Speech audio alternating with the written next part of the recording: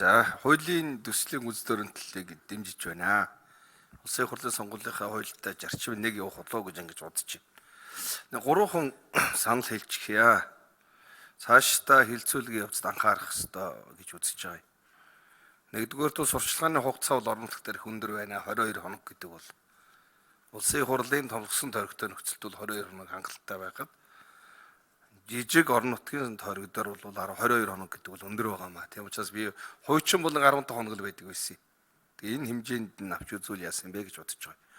Хоёрдугаар сонгогчийн хилжүүлэгтэй холбоотой асуудал дээр 60 хоногийн өмнө санал хураахаас 60 хоногийн өмнө шилжилтийг зогсооно гэж байна.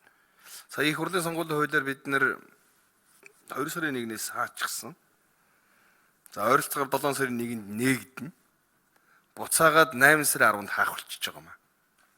Өөрөөр 10 сарын 10 дээр 10 сарын эхний хагасын аль нэг ажлын өдөр гэхээр дунджаар нэг 10 сарын 10 дараа л таарч байгаа. Тэгэхээр 8 сарын 10 гээд хаачихж байгаа маа буцаагаад.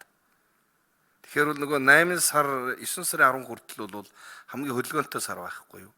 Оюутнууд за ямар нэгэн хэлбэрээр шилжит хөдөлгөөний хамгийн их ачаалттай үе бол 8 сарын сүүл 9 сар ихэнх байдаг учраас би энэ 60 хоног гэдэг хугацаа бол араа л урт хугацаа байна. Орон нутгийн сонгуулиар энэ 30 хоног болгож 9 сарын 10-наас хойш шилжит хөдөлгөөний хааж өгөхгүй бол энэ дунд нь иргэний эрхийг хэд хязгаарласан үйл явдал бий болчих вэ гэж бодоод байгаа юм.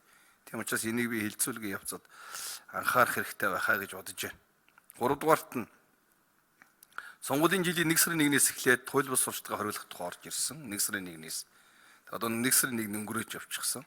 Сая улсын хурлын сонгуулийн тухай хуулийг дагаж ирсэн төрийн албаны хуулинд бид нэр орон нутгийн сонгуульд нэр дэвших төрийн жинхэнэ албан хаагчдыг 4 сарын 1-ээс өмнө ажлаасаа чөлөөлөгдсөн байх хуулийн зохицуулт хийж өгсөн. Тийм учраас бол энэ хуулийн 48 дугаар зүйл буюу 1 сарын 1-ээс эхэлж нэг хориглолтыг 4 сарын 1-ээс эхэлж хийж өгвөл би зүгээр юм болов уу гэж бодож байгаа юм. Дунджаар нэг 6 сарын өмнө яваад байгаа хугацааны үед. Ийм гурван сандыг ус хилцүүлгийн явцад бас анхаарад шийдэж тавьчих хэрэгтэй болов уу гэсэн ийм саналтай байна. Тэгээ хуулийн төслийг бол хэлц гисгээ дэмжиж байна.